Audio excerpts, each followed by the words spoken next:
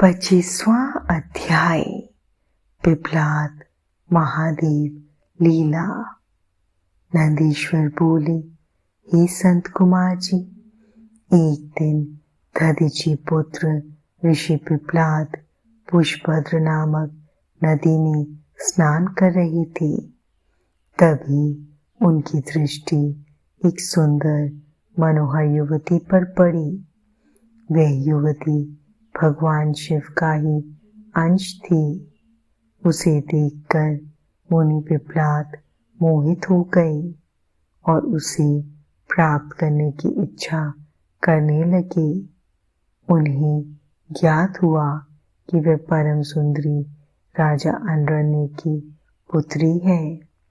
यह जानकर मुनि पिपलाद राजा अनरण्य के घर पधारे और उनसे उनकी पुत्री का हाथ मांगा। ऋषि की बातें सुनकर राजा सोच में डूब गए कि मैं अपनी प्रिय पुत्री, जो कि सदैव राजसी ठाट बाट से रही है, को कैसे एक योगी के साथ बहा दूं, जिसके ना कोई रहने का ठिकाना है, ना खाने पीने का। इस प्रकार राजा अनरण्य को सोच में डूबा देखकर ऋषि पिपलाद को क्रोध आ गया और वे राजा से बोले, हे राजन, तुम मुझे अपनी कन्या खुशी से सौंप दो, अन्यथा मैं तुम्हें तुम्हारे राज्य सहित भस्म कर दूंगा। मुनि की बातें सुनकर राजा अनरण्य भयभीत हो गए।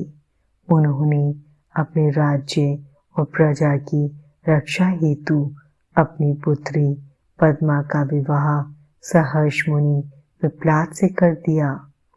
प्रसन्न होकर मुनि पिपलाद अपनी पत्नी को साथ लेकर आश्रम पहुंचे और आनंद पूर्वक वहां रहने लगी। ऋषि पत्नी पद्मा ने अपने पति की बहुत सेवा की।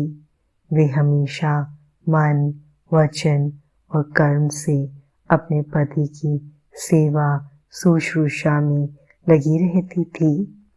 उससे ऋषि को 10 महात्मा और तपस्वी पुत्रों की प्राप्ति हुई। मुनि पिपलाद ने अनेक लीलाएं की। उन्होंने संसार में किसी से भी निवारण न होने वाली शनिचर की पीड़ा को हरने का प्रयत्न किया।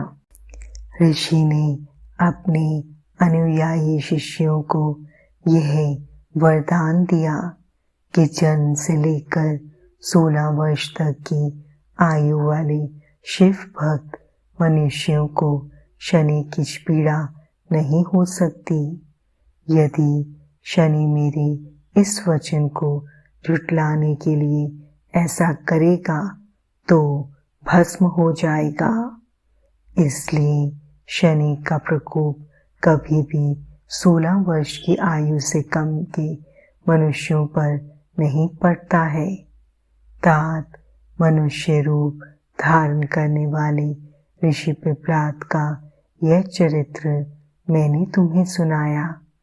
यह उत्तम चरित्र निर्दोष, स्वर्गप्रद, कुग्रह जनित दोषों का नाश करने वाला, मनोरथ पूर्ण करने वाला तथा शिव भक्ति में वृद्धि करने वाला है।